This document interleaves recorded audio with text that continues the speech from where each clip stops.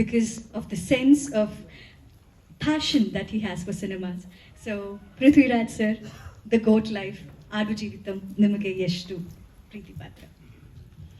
Good evening and thank you to all my friends from the media who've made it here. I am usually known as a person from Malayalam cinema taking Kannada cinema to Kerala. Actually, for a change, I have had an opportunity to bring Malayalam cinema to Karnataka and I'm very happy about that.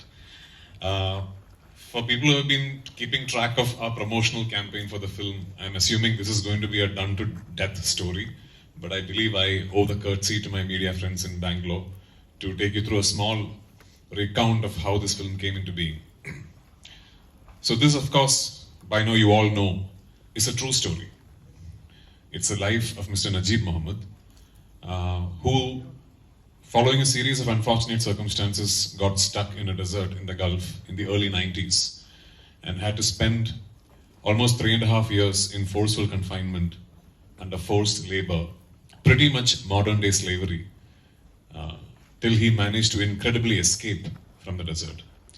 And later on in 2008, following months and years of research and documentation, Benjamin, the author, finally documented the man's life into a beautiful novel called Adujeevitham. It was published first in 2008, and as soon as the first edition came out, the novel was a smash hit. It became almost pop culture in Kerala. And as we speak today, it is still being published, and we are now on the 251st edition. So as soon as the novel came out, I think the first set of people to be really thinking about the novel were cinema people, because it immediately came across that this would make an epic piece of cinema.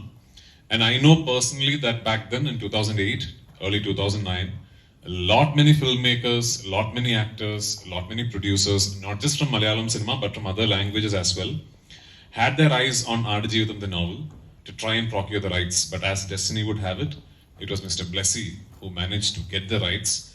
And as my luck would have it, Mr. Blessy thought it was me who should be playing Najib in his dream film, his magnum opus.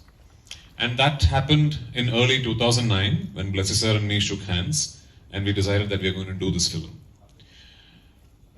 So remember, back in 2009, Pan-India did not exist. You know, the word had not yet been invented. But we still knew all those years ago that eventually when we are able to do this film, we want to try and attain the vision that Blessy sir had in his mind. And he always thought of this as a big canvas, grand scale film. And we always knew that whenever the film was ready, we would love to have it released all across the country, all across the world, at least in 5 languages from India. It took us 10 years to finally start shooting because the scale and the canvas of the film was so big that in 2009 it was next to impossible to think of something like this from Malayalam. So it took Blessy sir 10 years to finally bring about all that was needed to do something like this. In 2018 we started shoot. And unfortunately, in between the shoot, COVID-19 happened and the world came to a standstill and we had to stop shoot. We were shooting in Jordan when the international lockdown happened and we had to stop shoot. Not only did we have to stop shoot, our entire team comprising of 80 to 100 people, we were stuck in Wadi Rum in the middle of the desert in Jordan for almost 3 months till we managed to get a repatriation flight to come back to India. The shoot was suspended for almost 1.5 to 2 years till we finally managed to regroup, go back to Algeria, shoot the escape portions of the story. Then we came back to Jordan. We finished what we could not shoot when we went there in 2020. And then we came back to Kerala, did a few patchwork scenes that we had to inside sets. And finally the film got wrapped. Its principal cinematography got wrapped. Following that, there was 1.5 years of post-production. And as we sit here on the 28th of March, a 16-year-long journey, most likely one of the toughest films to have ever been made, at least to my knowledge, and a very, very challenging piece of cinema is being presented before you. And I'm so happy that we have managed to bring the film to the audience in 5 languages. And of course, when it came to the Kannada version, I did not even have to think. With Hombale and me, we are friends, we are co-associates, and Vijay Kirigandu sir is a very close friend. Frankly, I did not ask him if he will distribute the film. I told him, you are distributing the film. And him being him, he said, okay. We have worked as hard as we can in the Kannada version as well. We have tried to create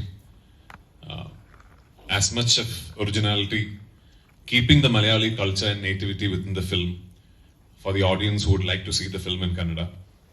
And I have once again attempted the misadventure of dubbing it in Kannada as well. So when you watch the film, pardon the bad Kannada.